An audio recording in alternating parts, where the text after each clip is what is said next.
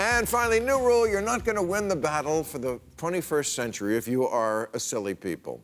And Americans are a silly people. That's the classic phrase from Lawrence of Arabia, when Lawrence tells his Bedouin allies that as long as they stay a bunch of squabbling tribes, they will remain a silly people. Well, we're the silly people now. Do you know who doesn't care that there's a stereotype of a Chinese man in a Dr. Seuss book? China. All 1.4 billion of them could give a crouching tiger flying fuck.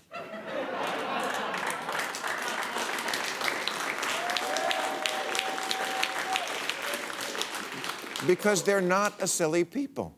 If anything, they are as serious as a prison fight. Look, we all know China does bad stuff. They break promises about Hong Kong autonomy, they put Uyghurs in camps and punish dissent, and we don't want to be that. But it's got to be something between authoritarian government that tells everyone what to do and a representative government that can't do anything at all.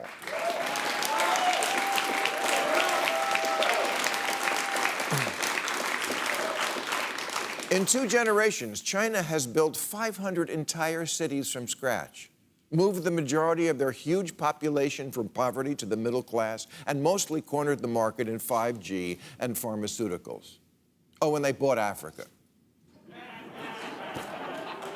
Their new Silk Road initiative is the biggest infrastructure project in history, indebting not just that continent, but large parts of Asia, Europe, and the Middle East to the people who built their roads, bridges, and ports. If you want to go anywhere in the world these days, you better have a yen for travel. Yen for travel. Oh, stop it.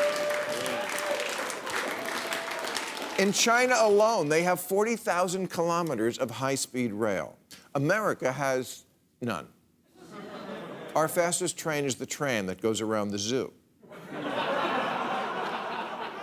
California wanted to build high-speed rail connecting the entire state, but alas, could not. We're $6 billion in the hole just trying to finish the track connecting the vital hubs of Bakersfield and Merced. One small step for nobody, one giant leap if you're a raisin.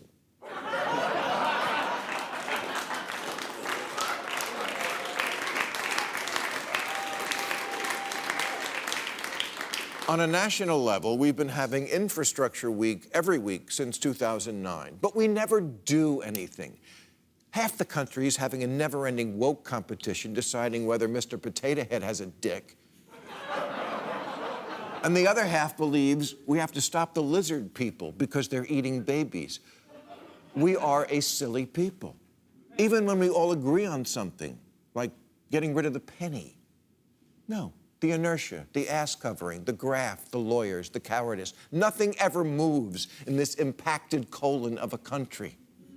We see a problem and we ignore it, lie about it, fight about it, endlessly litigate it, sunset clause it, kick it down the road, and then write a bill where a half-assed solution doesn't kick in for 10 years. China sees a problem and they fix it. They build a dam. We debate what to rename it. That's why their airports look like this, and ours look like this.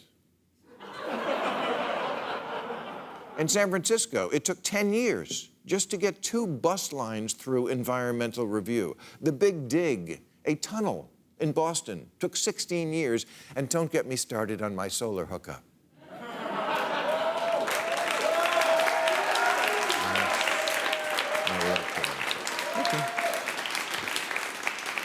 China once put up a 57-story skyscraper in 19 days. They demolished and rebuilt the Sanyuan Bridge in Beijing in 43 hours. We binge watch, they binge build. When COVID hit Wuhan, the city built a quarantine center with 4,000 rooms in 10 days, and they barely had to use it because they quickly arrested the spread of the disease. They were back to throwing raves in swimming pools. Well, we were stuck at home surfing the dark web for black market Charmin.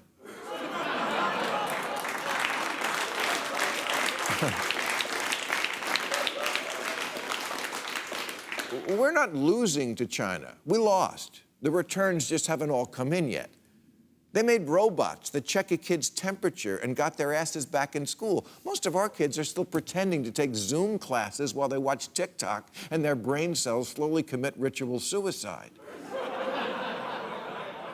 As George Bush once said, is our children learning?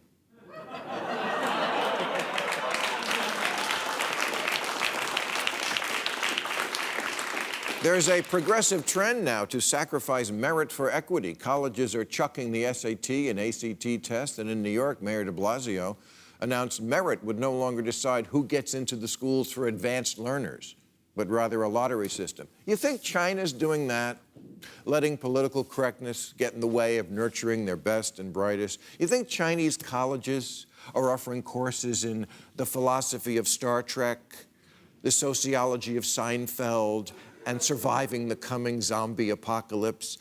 Those are real, and so is China, and they are eating our lunch. And believe me, in an hour, they'll be hungry again.